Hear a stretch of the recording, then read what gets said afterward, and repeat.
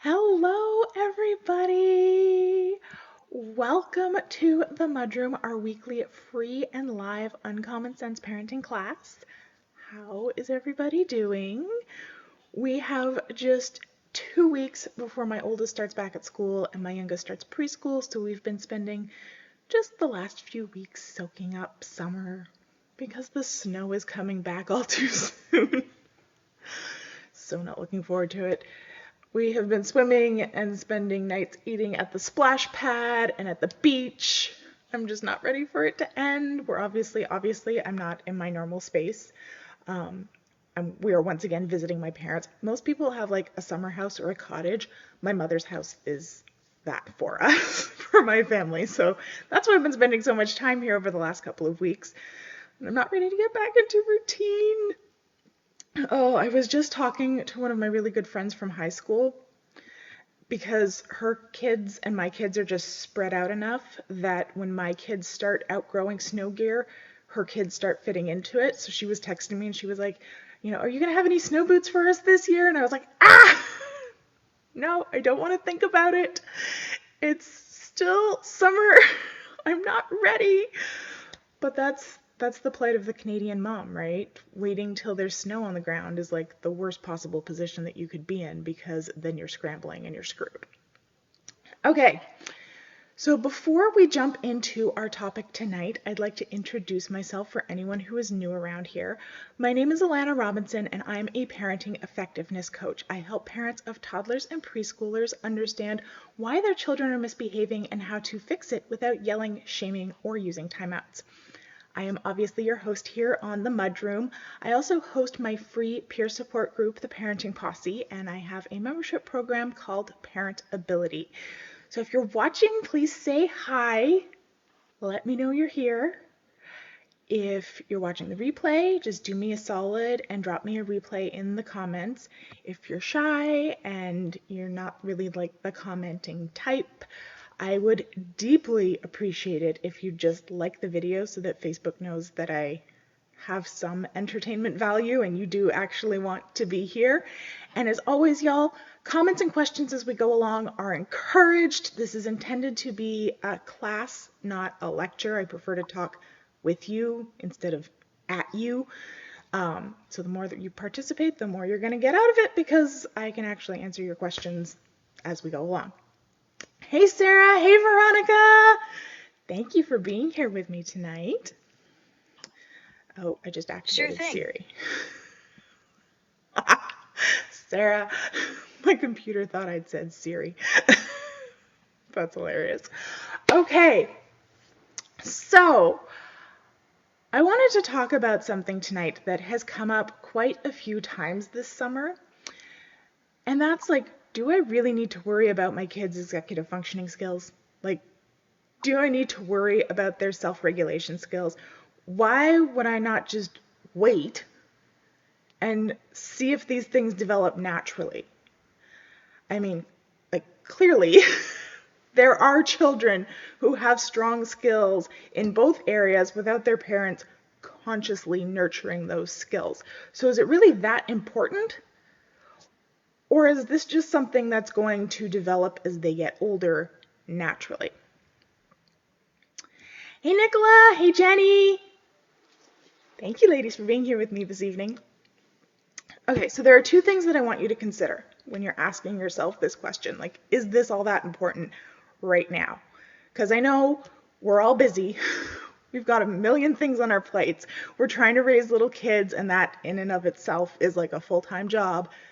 Do you really want to add this to your plate? So two things to consider. First, consider that, as Frederick Douglass said, it is easier to raise strong children than to fix broken men. Now, why can't I say Frederick tonight? Frederick Douglass, he died in 1895. So you're going to have to just forgive the antiquated wording. But despite his fixation on men, he wasn't wrong, right? It will always be harder to remediate than it is to just teach someone the right way from the get-go. I posted a little meme or a little graphic earlier today on the Uncommon Sense Parenting page. And it said that it is actually 4 times harder to intervene with a child in grade 4 than it is in kindergarten. And there's a lot less big development that happens between kindergarten and grade 4. So you can only imagine how much easier it is to intervene with a toddler versus even a kindergartner, because there is so much development that happens in that time. Think of it like wiring a house, okay? It's a lot cheaper to install wiring for that fancy sound system while you're building the house initially. Even if you can't afford to install the fancy sound system right then, going back and running all those wires once the walls are closed up is going to cost you a lot of money. It's going to be very difficult. Wiring a brain takes a lot less effort than rewiring a brain. Energy-wise, and remember, stress is just energy expenditure. It takes a lot less energy to set things up properly from the get-go than it would to wait and see if you got your setup right or if you got it wrong, and then remediating it, troubleshooting it.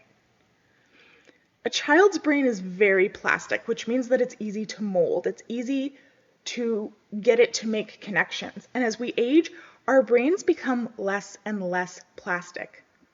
They solidify. You know the saying that you can't teach old dogs new tricks? That's because an old dog has a very solidified brain. The less plastic our brains are, the harder it is to integrate new information. It's not impossible, it's just a lot harder. It's going to take a lot more energy. And a toddler's brain is infinitely more plastic than even an 8-9-year-old's brain. This is why early intervention is so important. Okay? The older we get, the harder it is to learn new things. It's not impossible, as I said. It just takes so much more energy, which means it's a lot more stressful, which means it's harder, which brings me to our second consideration.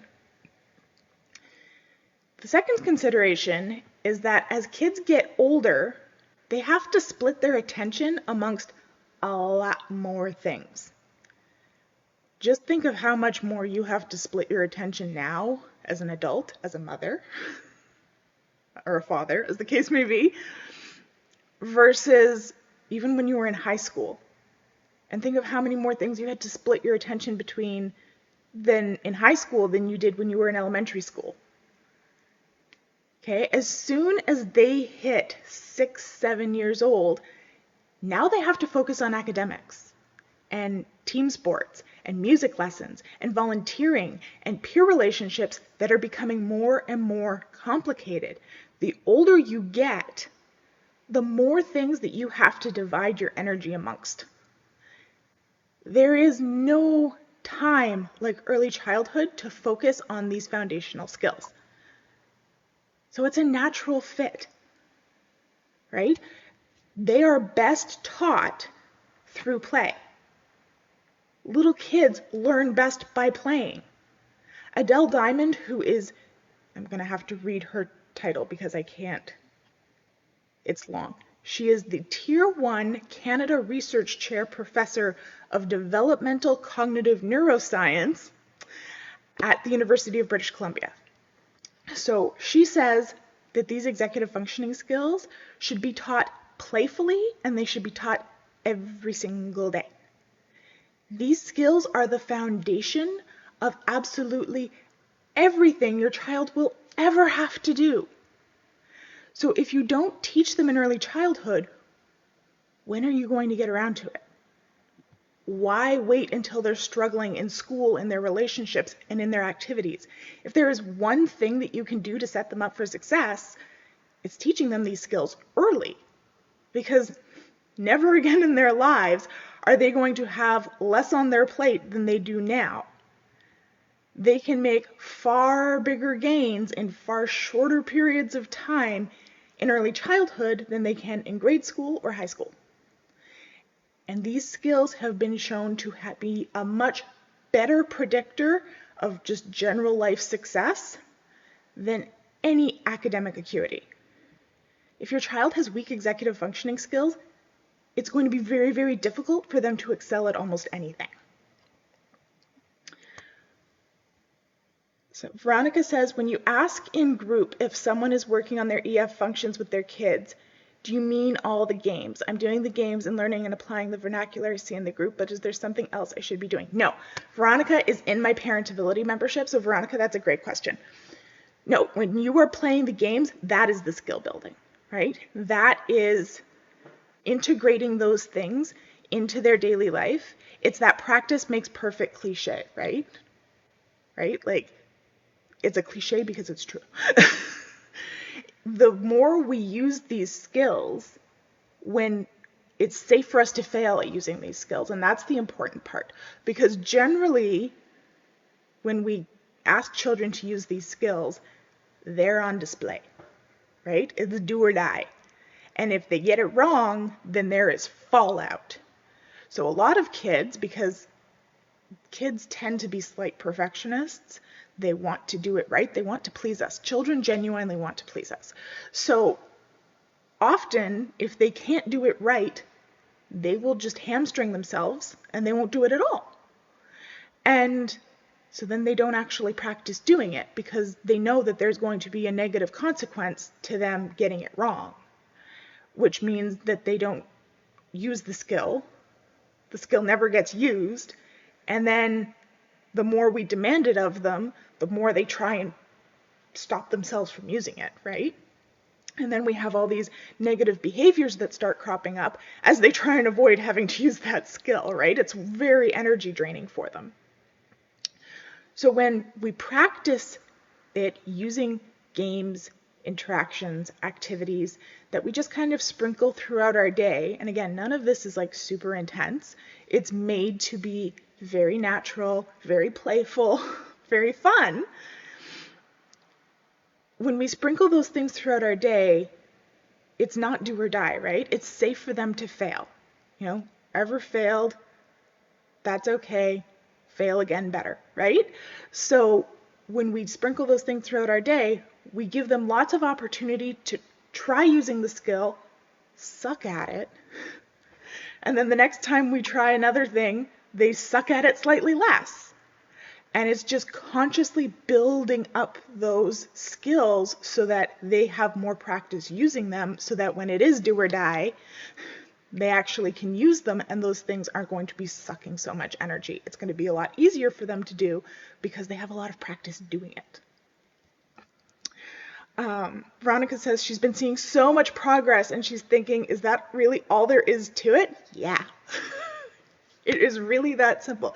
It is amazing how when you understand what it is your goal is as a parent, like what it is that you're working on and the benchmarks that you want to see and how their brains work and process information, when it comes down to the actual doing it, it's actually really simple.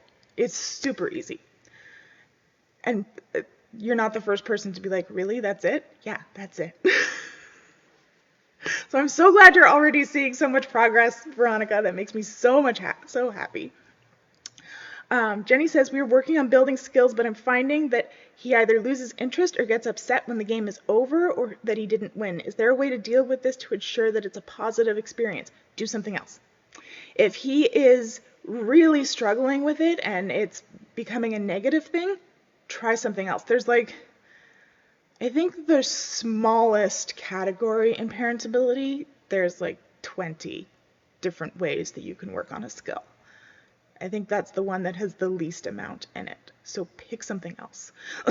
Don't harp on something that they hate, because you're right. You're going to make it something that they hate doing, and then they're not going to want to practice it. And as you said, those brakes are going to come on and they're going to go, don't want to do that. That's really difficult. Now, remember, You are asking your child to do something that they suck at. Otherwise, you wouldn't have to work on it, right? You're asking them to practice something that is very difficult for them to do. Otherwise, you wouldn't be practicing it.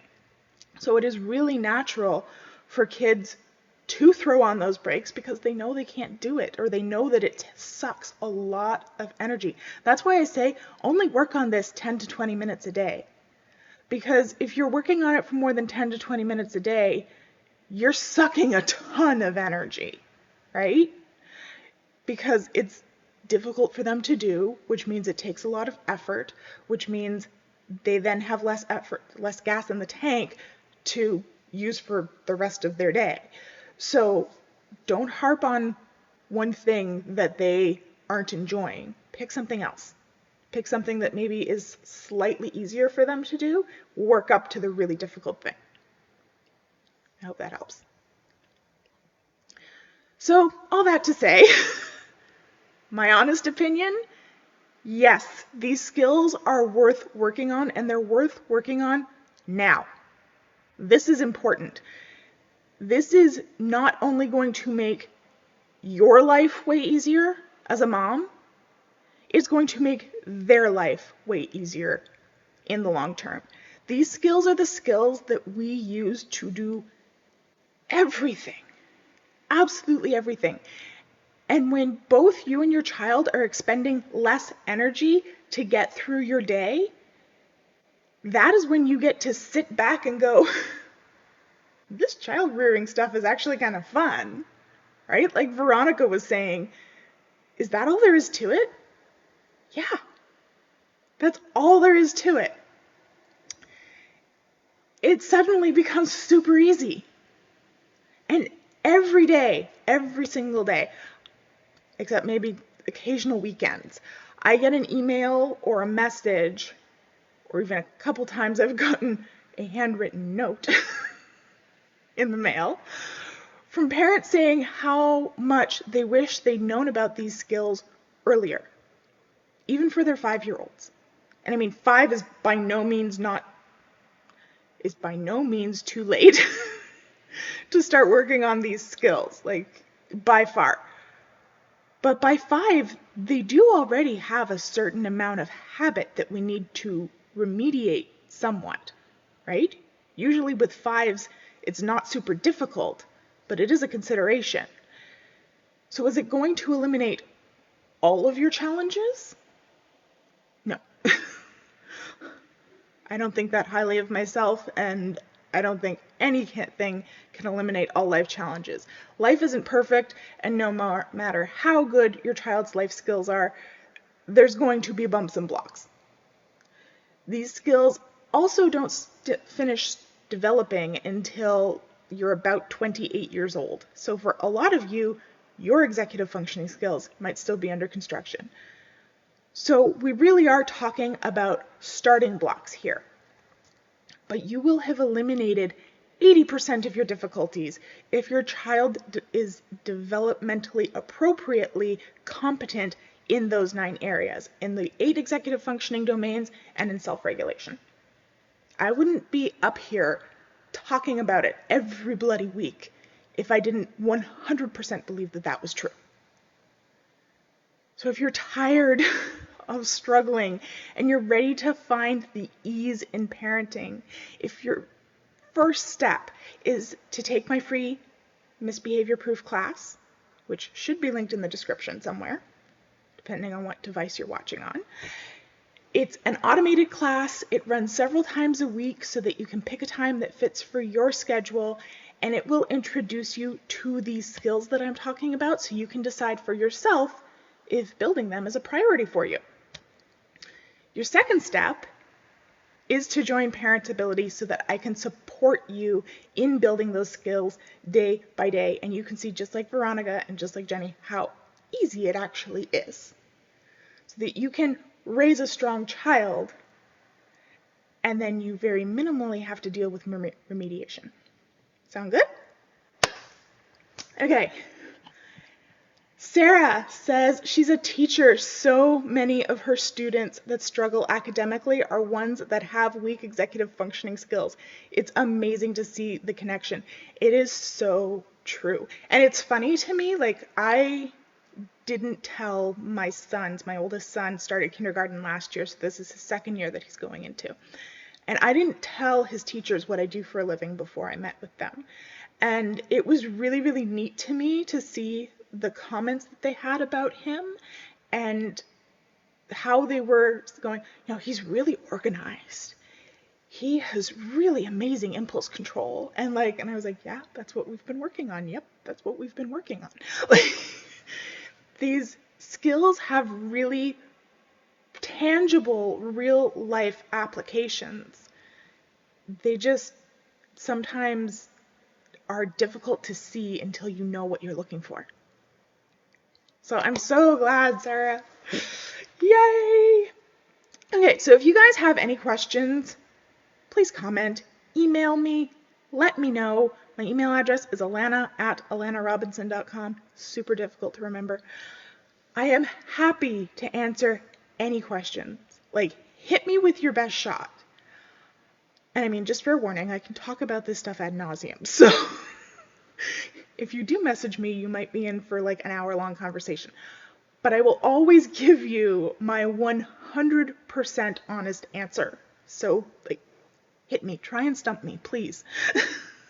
My inbox is always, always open. Thank you so much for being here with me tonight. It's been so lovely chatting with you. And I will see you next week for another Uncommon Sense parenting class. Have a good evening, everybody. Bye.